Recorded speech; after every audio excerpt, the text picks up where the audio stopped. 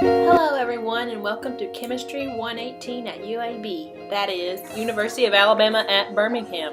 Today's video is on pH meters. More specifically, we will be showing you the technique used when preparing and using a pH meter. Also, we will be describing to you the terms buffer and strong and weak acids. So here you see Naomi pouring up a buffer, and we are going to use it to prime the pH meter stick thing. And we are using the LabQuest equipment to display the pH readings, and she's putting in the buffer number for that buffer, and then Jessica here is doing the buffer priming for the 4 buffer, and here I am cleaning off the meter because every time you switch between solutions you need to clean off the meter to have more accuracy. So what exactly is a buffer? A buffer is a solution that resists changes in pH when an acid or a base is added to it. So in this lab, the green solution is the 7 buffer and the yellow solution is the 4 buffer. So this video might seem repetitive, but we are just following the rubric and giving everyone a chance to be filmed priming the pH meter because, you know, we want them points.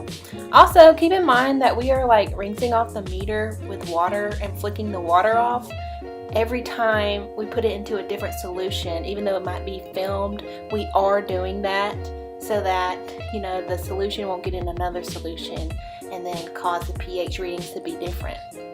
So, yeah.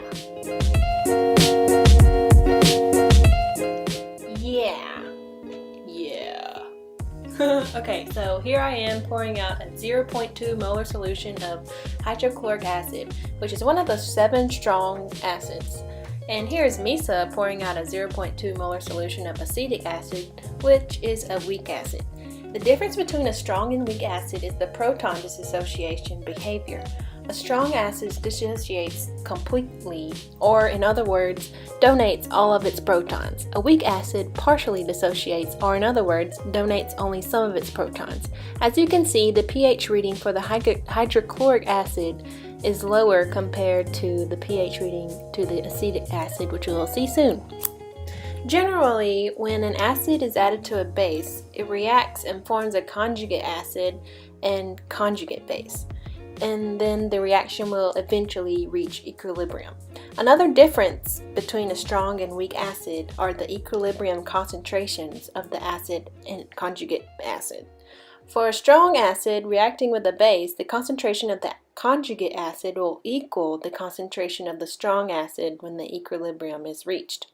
However, for a weak acid, since only some of the protons dissociate, the concentration of the conjugate acid is less than the concentration of the weak acid when the equilibrium is reached.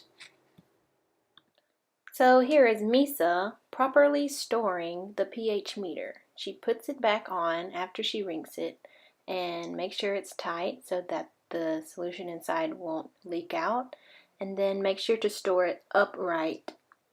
Good job, Misa. So here is our lab notebook recordings of the pHs of our 2 different acids. The strong one, HCl, is 0.2 pH, and HAC, which is the acetic acid, is 2.4 pH.